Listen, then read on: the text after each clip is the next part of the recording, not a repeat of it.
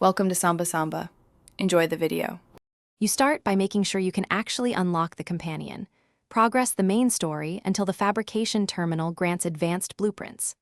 Once done, gather core materials, metal, electronics, and at least one battery, because the companion requires parts. Make sure to reach a functioning distribution center with online access, otherwise crafting is blocked. You should also clear immediate threats around the terminal so you can interact without interruption. This saves time and avoids losing materials during craft. You now open the fabrication menu and navigate to the robotic companions section, because that's where the BuddyBot blueprint lives. Once you select it, verify the cost in parts and check any additional unlock conditions. Some blueprints require a story flag. After confirming resources, queue construction and decide whether to assign a porter or to remain at the terminal, assigning a courier speeds delivery. If assigned, track the delivery route and prepare for potential interdictions along the way.